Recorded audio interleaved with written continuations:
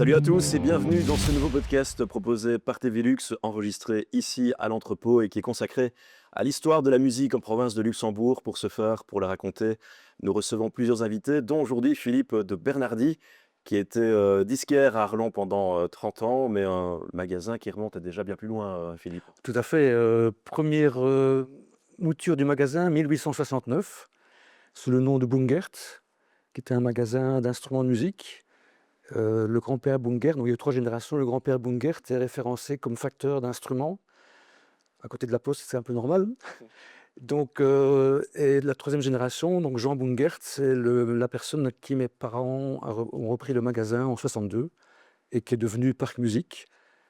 Dans les années 60, on anglicise beaucoup les noms. Il y a le parc en face, donc parc, on veut de la musique, donc musique. Donc de là vient le nom.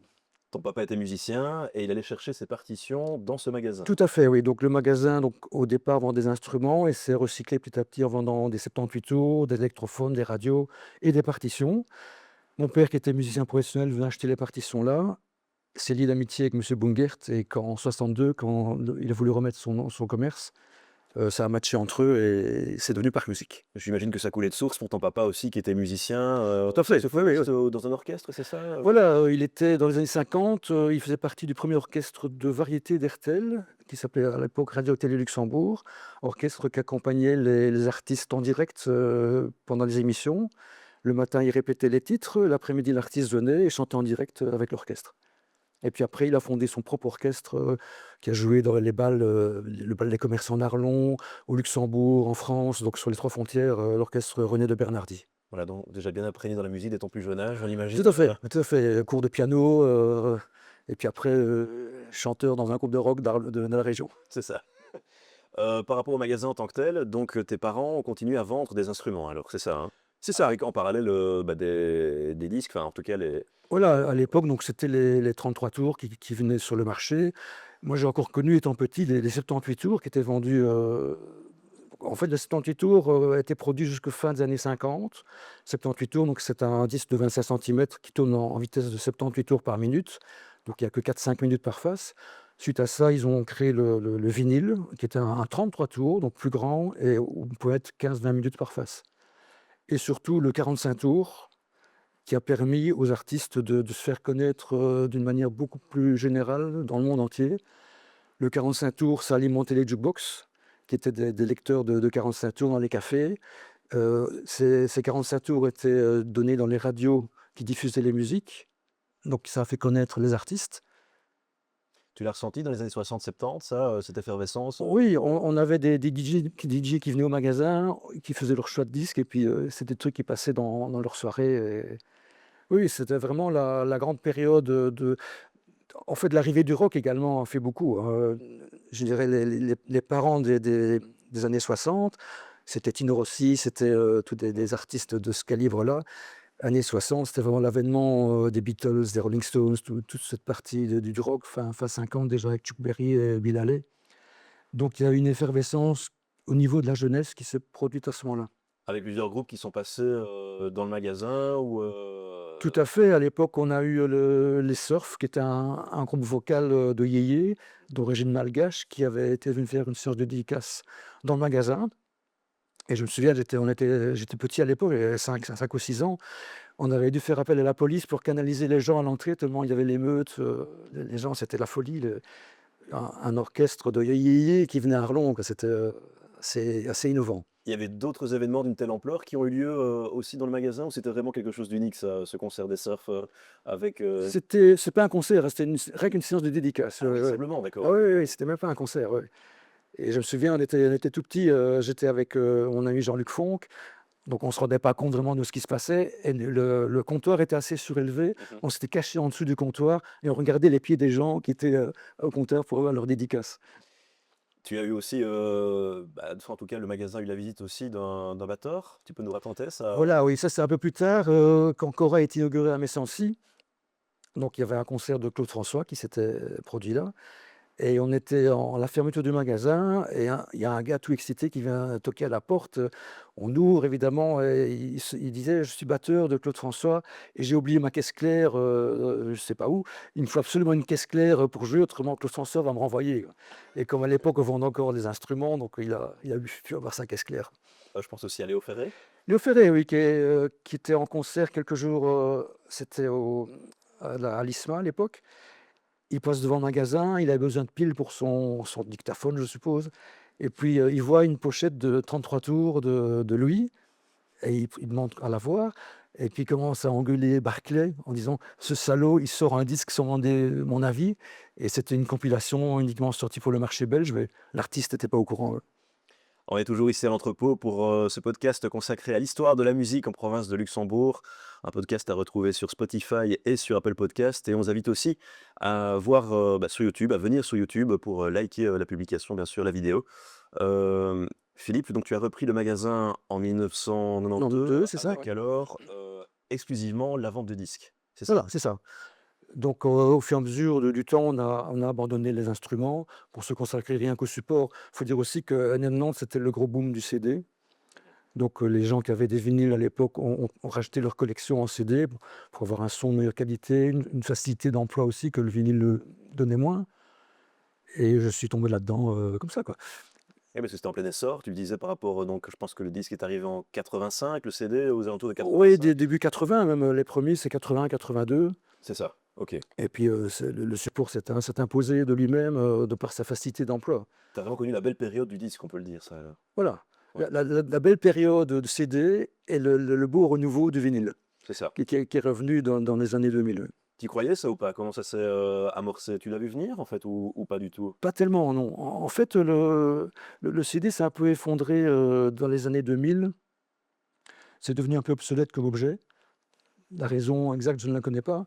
Et les gens ont dit: «Tiens, le vinyle», surtout au niveau des ados, le support était intéressant parce qu'il y avait vraiment une matière. Oui. Une belle pochette, un grand format, puis c'était intriguant d'avoir cet objet entre les mains. Posséder l'objet simplement. Voilà. Et je pense que une grande partie du regain du vinyle est due à ça.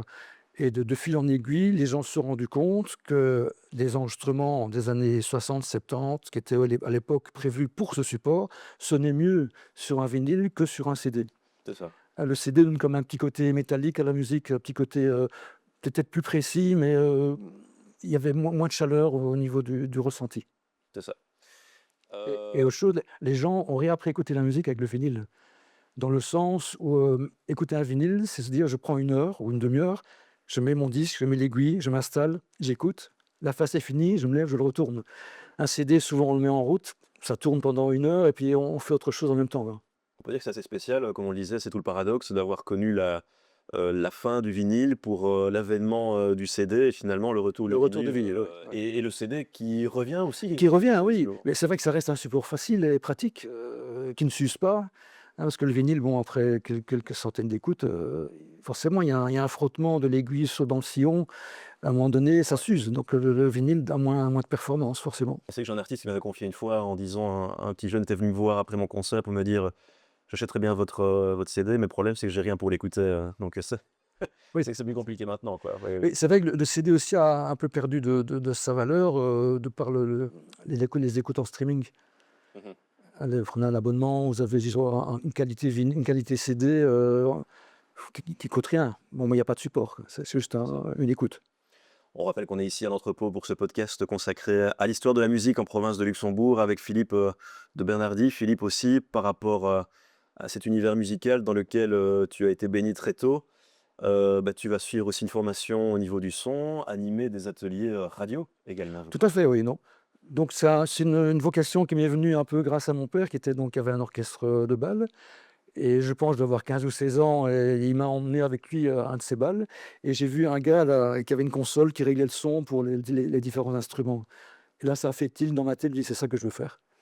Et alors à 18 ans, je m'inscris à l'école ANASAS à Bruxelles et je passe mes 3 années là et quelques mois après, je suis engagé à RTL Productions au Luxembourg comme ingénieur du son et j'ai fait 12 ans de carrière là, en ayant côtoyé des vedettes parce que c'était l'époque où RTL avait créé son propre studio de production au Luxembourg, qui était un des premiers studios vidéo en Europe avec une capacité de qualité énorme. Et ils étaient associés avec André Torrent à l'époque, qui lui avait son émission radio à Paris, donc connaissait les artistes et Mhm. proposait aux artistes de venir gratuitement à Luxembourg enregistrer un clip vidéo. Ok. Donc chaque semaine, on avait 10 vedettes qui venaient faire un clip. Ils restaient 1 heure ou 12 Et il heures. y avait qui, par exemple, qui venait à cette époque? Tous les grands noms, Ah oui. Serge Lama, Aznavour, Beko, Amanda Lear, Pierre Perret, enfin, il y a des artistes américains aussi. Moi, j'ai eu la chance d'enregistrer Dionne Warwick en live. Ah oui. Donc des artistes de ce gabarit-là qui venaient en fait, l'avantage, c'était que Torrent proposait le clip dans des émissions que lui faisait. Il faisait un hit parade en soirée là, dans la semaine. Et le samedi, il y avait le Super Jukebox Ok. où les gens téléphonaient pour avoir leur clip en direct à la télévision. Waouh. Et c'était assez novateur, ça, pour l'époque, alors, Oui, ou, oui, oui, c'est un jukebox vidéo en fait. c'est ça. Les gens téléphonaient, demandaient un disque demandé, comme oui, pour le même prix, vous aviez la vidéo, quoi. Et donc, par après, tu animais alors des ateliers radio? Et alors, en parallèlement à ça, j'étais à l'atelier radio d'Arlon, qui était un atelier de la Maison de la Culture, pour lequel j'ai travaillé comme 2 ans. Euh, Régisseur ou... ben non, en fait, j'étais objecteur de conscience et Ah oui, ok. comme c'était mon métier, je me suis intéressé de plus près à la radio libre et on a créé des émissions. Donc, c'était le grand boom des radios libres en Belgique. Et l'atelier radio avait sa fréquence et on émettait quelques heures par jour.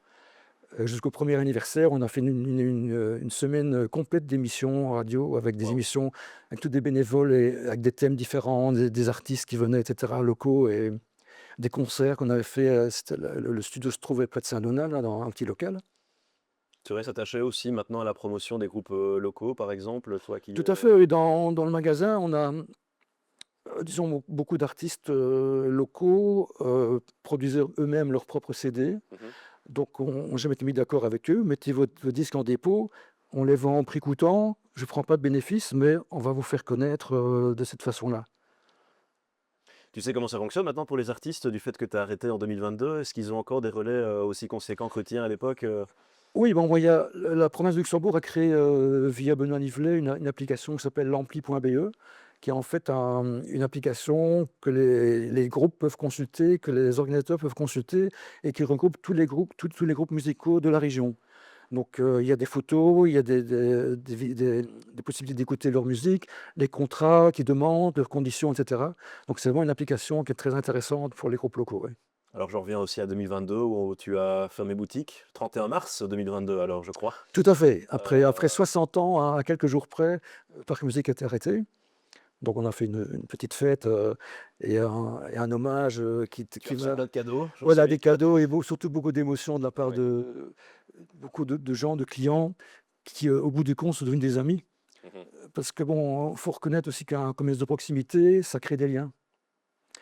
Surtout dans un milieu qui vend de la musique. La musique, c'est un plaisir, et un plaisir, ça se partage. Donc, des clients qui, au départ, avaient acheté leur disque, à un moment donné, c'est des gens avec qui on a discuté, on a échangé des goûts différents. Et quand on commence à connaître les gens, on dit: «Tiens, tu écoutes tel style de musique, écoute ça, c'est bien aussi, ça pourrait te plaire», et puis, de fil en aiguille, il y a un partage. Et ça continuera, le partage de musique, de toute façon, hein, Tout à fait, oui, c'est je pense. important. Je crois que c'est un des rares supports que tout le monde comprend par rapport je dirais, à de l'art pictural ou de la sculpture. Je crois que la musique est plus immédiate. Et c'est important parce que il suffit de voir les festivals, hein, ou les concerts. Les festivals qui drainent des milliers de personnes, les concerts qui en drainent. Bon, ici, quand il y a un concert entrepôt, c'est rempli. Donc ça veut dire qu'il y a un besoin de partage, un besoin de communication, de goût commun. Eh ben, merci d'être venu, en tout cas, pour partager ton expérience, ton parcours. Avec plaisir. Et voilà. On vous invite aussi à liker la vidéo sur YouTube, bien entendu, et à vous abonner sur notre chaîne. Et encore merci, Philippe, et à bientôt, bien sûr. À bientôt. Merci.